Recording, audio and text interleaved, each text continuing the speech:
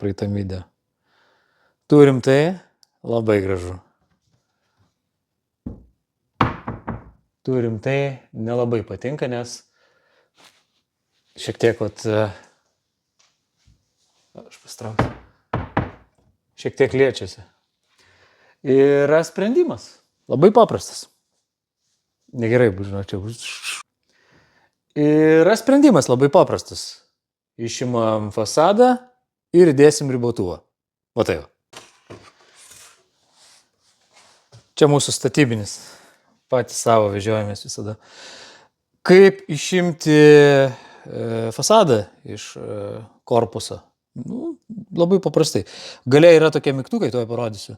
Tiesiog trukteli vieną, trukteli kitą, iki galo trukteli ir viskas. Tie mygtukai yra va čia.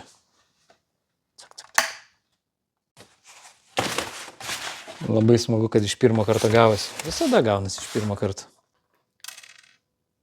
Šitie du padarys visą darbą.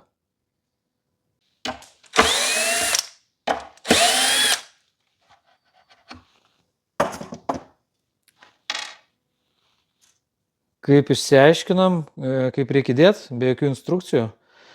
Ne, tai patys, be niekieno pagalbos. Svarbiausia dalis – nepamest. Čia yra tokia, matosi?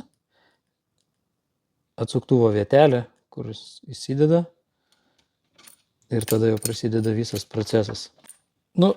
Kaip ir rašo gamintojai, čia yra iš tikrųjų viskas labai ir paprasta. Ką išsiaiškinom su šituo? Ne, su tuo išsiaiškinom, nes čia jau nebe pirmas, kurį dedam. Tai kad svarbus yra kaušelio palenkimo kampas. Čia yra atsuktuvo įdėjimo vieta. Įdedam čia. Nežinau, tik ar matysis. Lenkiam kaušelį. Gali būti, kad nebeįsideda niekada. Taip turi atrodyti. Čia lygiai, neturi būti išsikišę. Su pirmu mes turėjom tokią problemą, kad čia buvo skišę, tai tiesiog galite iš šitos pusės paspausti ir atsistos į vietą laikiklis. Ir viskas labai fainiai darinės. Montuojam atgal.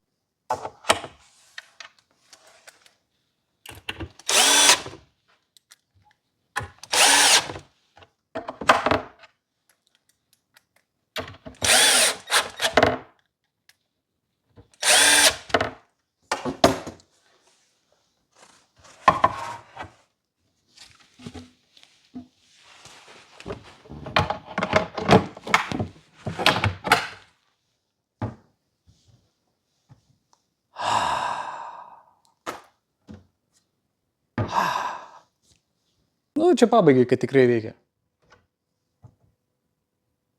Net labai gerai. Net baisu kaip gerai.